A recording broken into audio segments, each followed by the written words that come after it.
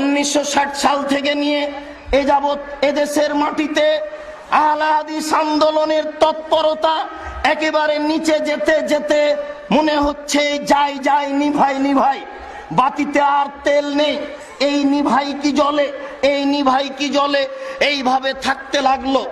1994 সালে এই সাতক্ষীরার জনৈক উচ্চ শিক্ষিত ভদ্রলোক মোহতারাম আমিরে জামাত ডক্টর আসাদুল্লাহ আল গালেব এই হাল ধরে বললেন, না এইভাবে হবে না, মানুষকে সচেতন করতে হবে, মানুষের আকীদা পরিবর্তন করতে হবে, মানুষ ভুল পথে চলে যাচ্ছে, নিজের পথ ছেড়ে অন্য পথে চলে যাচ্ছে, এই কাজ আমাদের করতে হবে, মানুষের আকীদা সংশোধন করতে হবে, আদর্শের পরিবর্তন ঘটাতে হবে।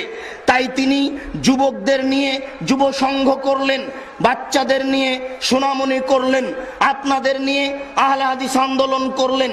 জাতির কাছে সব জায়গায় যাওয়া সম্ভব নয়, তাই তিনি আত্মাহারিক পত্রিকা বই আকারে বের করলেন যাতে করে সবার কাছে যায়, ফতোয়া যেন খুব ঠিক হয়, এই জন্য তিনি ফতোয়া বোর্ড তৈরি করলেন। এদেশের মাটিতে ফতোয়া বোর্ডের মাধ্যমে ফতোয়া বের হবে, এটা সর্বপ্রথম চিন্তা চেতনা, সর্বপ্রথম কাজ হচ্ছে মাননীয় মোহতারাম আমিরে জামাত ডক্টর আসাদুল্লাহ আল গালেবের পরিকল্পনা। 1994 সাল থেকে নিয়ে এদেশের মাটিতে একটা তৎপরতা চলতে থাকলো।